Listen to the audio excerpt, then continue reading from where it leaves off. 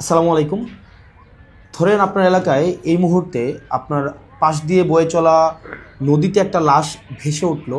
তখন আপনি তৎক্ষণাৎ পুলিশকে খবর দিলেন যে এই লাশটাকে উদ্ধার করার জন্য, যে এই লাশটা এসে উদ্ধার করে পোস্টমর্টেম করে যে আইনগত প্রক্রিয়া আছে সেগুলো মেনটেন করার জন্য পুলিশ আসলেন। পুলিশ এসে সেই লাশটা আপনার বাসা থেকে ফর এক্সাম্পল 50 কিলোমিটার দূরে আপনার সদর হসপিটালে নিয়ে গেলেন। সেখানে পোস্টমর্টেম করা, সেখানে হচ্ছে ডোমকে রাজি করানো, তারপর হচ্ছে জানাজা, দাফন কাফন, এই প্রত্যেকটা কার্যক্রম পুলিশ নিজে উপস্থিত থেকে করলেন বা করেন। এটাই, পুলিশ ছাড়া এই কার্যক্রমগুলো কেউ করে না। অথবা কেউ হারিয়ে গেলেন, অথবা কেউ আত্মহত্যা করলেন, এই যে কার্যক্রমগুলোকে আমরা পুলিশকে দিয়েই হচ্ছে আমরা করতে হয়। এখন কয়েকটা প্রশ্ন এখানে। আপনার বাসা থেকে বা নদীর পাড় থেকে লাশটা জেলা সদরে নিয়ে যাওয়ার জন্য যে খরচটা হয়েছে, অ্যাম্বুলেন্স ম্যানেজ করা, ডোম ম্যানেজ করা, হসপিটালের যে খরচ, এই খরচটা আসলে কে দেয়? এই খরচটা দেয় হচ্ছে সেখানে নিয়োজিত যিনি দায়িত্বপ্রাপ্ত এসআই, কনস্টেবল বা যিনি যান, পুলিশের যে সদস্য যান, তাকেই কিন্তু এই খরচটা বহন করতে হয়। যেই 10-15 হাজার টাকা খরচ হয়, তাকে এই খরচটা বহন করতে হয়। যদিও সরকারি নিয়ম আছে যে এই খরচটা ফেরত দেওয়া হয়, কিন্তু যেই টাকা খরচ হয় আর যেই টাকা ফেরত দেওয়া হয়, ফর এক্সাম্পল 10,000 টাকা যদি খরচ হয়, সেখানে ফেরত দেওয়া হয় 500, 800, 1,000, 2,000 টাকা।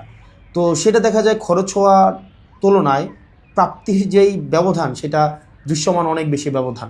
তো এই পুরো খরচটা কিন্তু পুলিশকেই বহন করতে হয়। দ্বিতীয়ত হচ্ছে, আপনি যদি আপনার এলাকার থানাগুলাতে যান, থানাগুলাতে গিয়ে যদি দেখেন যে আপনার এলাকার এসআই, কনস্টেবল বা আপনার যারা সেবা দিয়ে থাকেন যে পুলিশগুলা কোন ধরনের পরিবেশে থাকেন, আপনি বিশ্বাস করেন, যদি আপনি ওই পরিবেশটা দেখেন, আমরা ইউনিভার্সিটিতে যেভাবে গণরুমে ছিলাম, এক রুমে গাদাগাদি করে অনেকজন, ফ্লোরিং করা, শুধুমাত্র তোষকটা থাকতো, উপরে ফ্যান নাই, যথাযথ পয় নিষ্কাশন ব্যবস্থা নাই, তারপরে হচ্ছে ভেন্টিলেশন সিস্টেম নাই। এটা মানবীয় জীবন বলতে যেটা বোঝায়, আপনার থানাগুলোতে পুলিশরা সেই ধরনের পরিবেশে থাকে।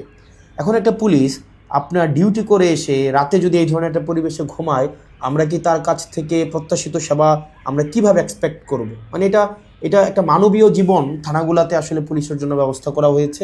এত বছরেও পুলিশ এই সেবাগুলোতে, এই মৌল মানবিক পুলিশের যেই বেসিক যে সেবাগুলা, সেগুলো এখনো পর্যন্ত কিন্তু সংস্কার করা হয়নি। তৃতীয়ত, সবচেয়ে গুরুত্বপূর্ণ এবং তৃতীয়ত যেই অসুবিধাটি আমি থানাতে দেখলাম এই কয়েক মাসে, সেটা হচ্ছে আপনার থানা থেকে একটা অপরাধ কার্যক্রম সংগঠিত হয়, ফর এক্সাম্পল 15 কিলোমিটার, 20 কিলোমিটার দূরে। একদিনে অনেকগুলো অপরাধ কার্যক্রম সংগঠিত একটা থানায় হতে পারে।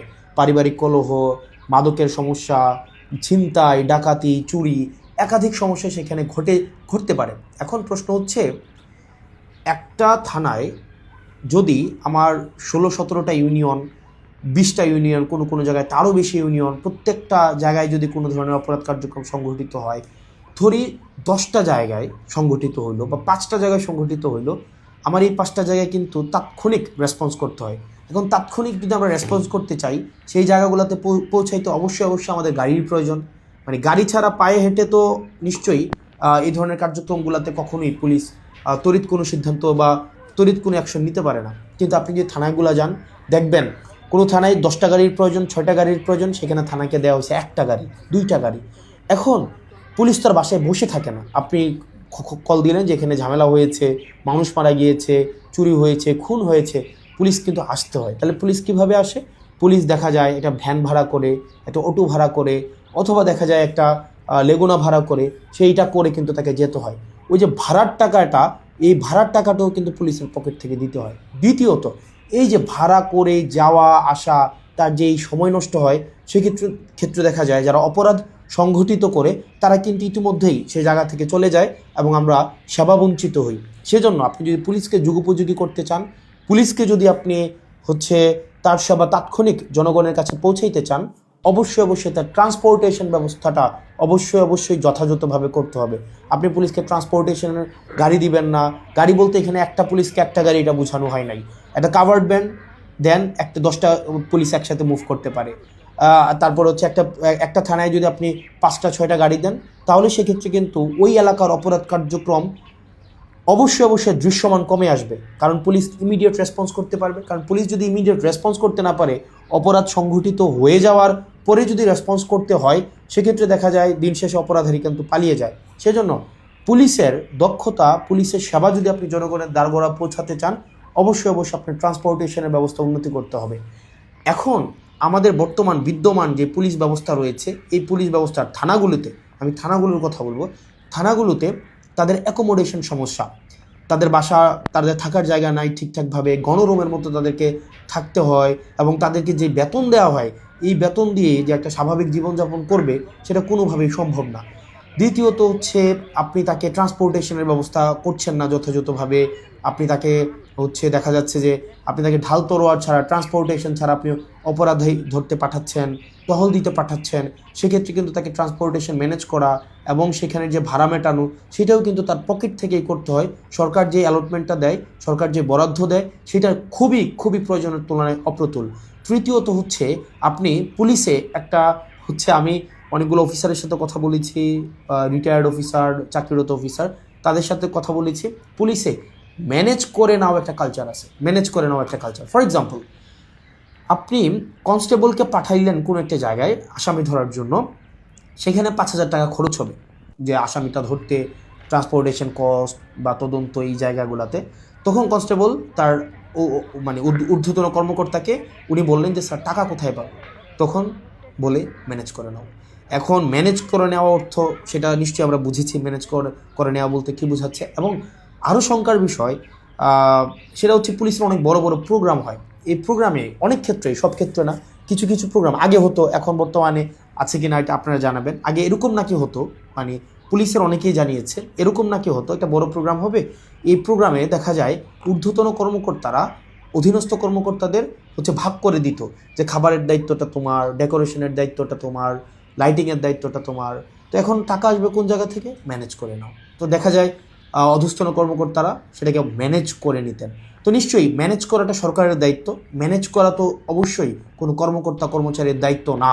কিন্তু দেখা যায় অধিকাংশ ক্ষেত্রেই সরকার যে বাজেট বরাদ্দ দেয় পুলিশকে, এবং যেই পরিমাণ পুলিশের প্রয়োজনীয়তাটা, যেই পরিমাণ আমরা দেখলাম ল অ্যান্ড অর্ডার রিস্টোর করার ক্ষেত্রে, সামাজিক শৃঙ্খলা বজায় রাখার ক্ষেত্রে, শুধু যে গুম খুন এগুলো নিরসনের ক্ষেত্রে পুলিশের অবদান বা পুলিশের কার্যক্রম বিষয়টা এমন না। স্বাভাবিক শান্তি শৃঙ্খলা, নিরাপত্তা, জীবনমালের নিরাপত্তা নিশ্চিত করার ক্ষেত্রে কিন্তু পুলিশের স্বাভাবিক অনেক ধরনের কার্যক্রম হয়। আপনার পরীক্ষার ডিউটি থেকে শুরু করে অনেক ধরনের কার্যক্রম হয়, এবং পুলিশেরকে আরও বিভিন্ন কাজে ব্যবহার করা হয়। যেমন এটা খুবই খুবই, আমি পার্সোনালি এই জিনিসটাকে আমি সবার সামনেই বলছি, এই জিনিসটাকে আমি পার্সোনালি এই জিনিসটাকে কখনোই ওয়েলকাম করব না। অপ্রয়োজনীয় প্রোটোকল দেওয়া, যে যদি এলাকায় এমপি যায়, পুলিশকে দেখা যায় প্রোটোকল দিতে, অপ্রয়োজনীয়। দেখা যায় ওসিকে আমরা অতীতেও দেখেছি, ওসি সবসময় আপনার এমপির সাথে সাথে থাকতে হয়, থাকেই থানায় একটা গাড়ি।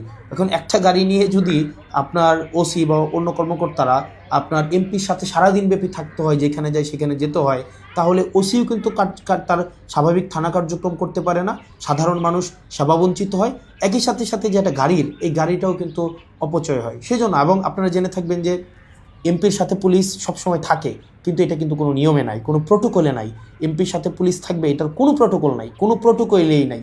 এটা আগে রাজনৈতিক যে কালচার ছিল, রাজনৈতিক কালচারে পুলিশ এমপির একটু নজরে পড়ার জন্য বা একটু স্বাভাবিকভাবে এই কার্যক্রমগুলো, পুলিশকে রাজনীতিকীকরণ হওয়ার কারণে পুলিশ যে স্বপ্রণোদিত হয়ে সব ক্ষেত্রে করেছে বিষয়টা এমন না, পুলিশকে করতে বাধ্য করা হয়েছে ক্ষেত্র বিশেষে। তো সেজন্য আমরা যদি পুলিশের সেবাটাকে জনগণের দোরগোড়ায় পৌঁছাতে চাই, আমরা যদি চাই জনগণ যথাযথভাবে পুলিশের সেবাটা পাক, তাহলে কিন্তু অবশ্যই আপনি পুলিশের, বিশেষ করে থানা পর্যায়ে, থানা পুলিশের, কারণ সবচেয়ে বেশি কিন্তু থানায় পুলিশকে সাধারণ মানুষ দেয়।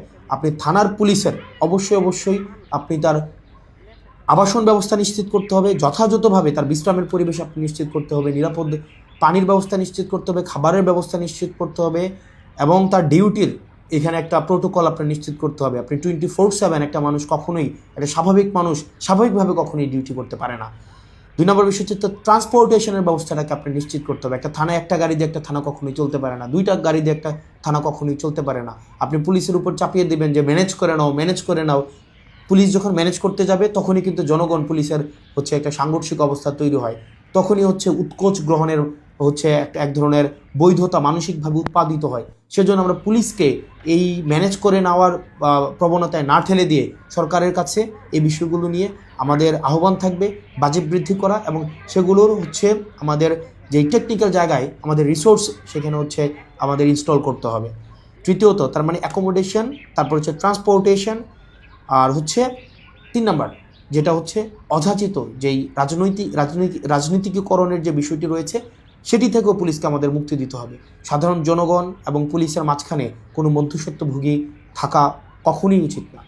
তো আমরা পুলিশের কখনোই, আমরা শুরু থেকে, আপনি যদি যান আমার টাইমলাইনে এখনও আছে যে অগাস্ট থেকে 2024 অগাস্ট থেকে পুলিশের যেই টেকনিক্যাল হচ্ছে রিসোর্স ইনস্টল করা, তাদেরকে সেটাকে এনরিচ করা, পুলিশকে জনমুখী করা, রাজনৈতিক প্রভাবে বলের বাহিরে নিয়ে যাওয়া, তাদের আবাসন, স্বাস্থ্য, চিকিৎসা সেগুলো যেন যথাযথ হয় সেটি নিশ্চিত করা, তার পেশাদারি যেই ব্যয় হয় সেই পেশাদারি ব্যয় যেন সরকারি খাত থেকে হয়, তাকে যেন সেটির জন্য ম্যানেজ করা কালচারে না যেতে হয়, সেটির জন্য কিন্তু আমরা গুরুত্ব দিচ্ছি। সেজন্য আমরা সংসদে এই বিষয়গুলো নিয়ে কথা বলবো যদি আল্লাহ সুযোগ করে দেয়, এবং যেহেতু সুযোগ করে দিয়েছে একই সাথে সাথে সরকারের কাছে বা মানুষের কাছেও যে এই যে পুলিশের, আমরা যে তৃণমূলের পুলিশের যে জটিলতাগুলো সেগুলো আমার কাছে মনে হয়েছে সবার জানা উচিত, যেহেতু থানাগুলোকে আমরা এখন খুব ক্লোজলি দেখছি, সেজন্য সবাইকে জানানো। আর পুলিশের প্রতি আমাদের সবসময় সংবেদনশীলতা রয়েছে, এবং আমরা চাই পুলিশ জনগণের হয়ে উঠুক, কোনো রাজনৈতিক দলের না, পুলিশ হয়ে উঠুক সবার। পুলিশের সাথে জনগণের সম্পর্ক থাকবে হৃদ্যতার, এবং প্রত্যেকটা মানুষ যেন ভয়হীনভাবে সেখানে অভিযোগ জানাতে পারে, এবং অপরাধী নির্মূলে পুলিশ সবসময় যেন সুদৃঢ় ভূমিকা পালন করতে পারে রাজনৈতিক যে কোনো প্রভাবের ঊর্ধ্বে উঠে। পুলিশের আবাসন সমস্যা, ট্রান্সপোর্টেশন সমস্যা, পুলিশের বাজেট বৃদ্ধি এবং পুলিশের ম্যানেজ করে নেওয়া কালচার থেকে পুলিশকে অবশ্যই মুক্তি দিতে হবে। আসসালামু আলাইকুম রহমতুল্লাহি ওয়া বারাকাতুহু।